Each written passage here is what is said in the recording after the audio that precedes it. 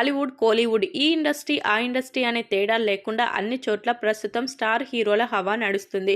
Star హీరోల పారితోషికాలు ఆకాశాన్ని తాకే స్థాయిలో ఉన్నాయని సోషల్ మీడియా వేదికగా కామెంట్లు వ్యక్తమవుతున్నాయి.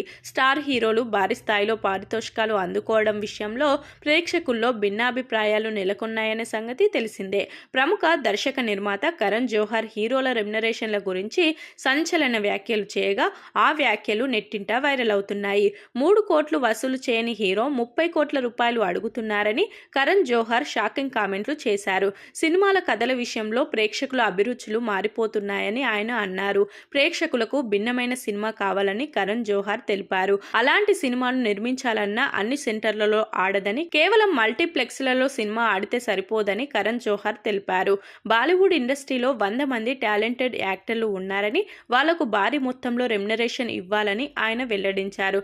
సినిమా నిర్మాణంలో లెక్కలు అర్థం కావని కరణ్ జోహర్ పేర్కొన్నారు. కొన్ని ఖర్చులను ఎలా నియంత్రించాలో అర్థం కాదని కరణ్ జోహర్ వెల్లడించారు. మేము నిర్మాతలుగా సినిమాలు తీస్తేనే ప్రొడక్షన్ గురించి చర్చిస్తూ ఉండాలని ఆయన చెప్పుకొచ్చారు. సినిమా తీయడం వెనుక చాలా డ్రామా ఉందని, సినిమా కథాంశం అంతకు మించి ఉంటుందని కరణ్ జోహర్ పేర్కొన్నారు. స్టార్స్ సగం డబ్బునే దోచేస్తున్నారని అర్థం వచ్చేలా ఆయన చెప్పుకొచ్చారు. కరణ్ జోహర్ చేసిన కామెంట్స్ నిజమేనని నెటిజన్ల నుంచి అభిప్రాయాలు వ్యక్తమవుతూ ఉండడం గమనార్హం. కరణ్ జోహర్కు భాషతో సంబంధం లేకుండా మంచి గుర్తింపు ఉందనే సంగతి తెలిసిందే.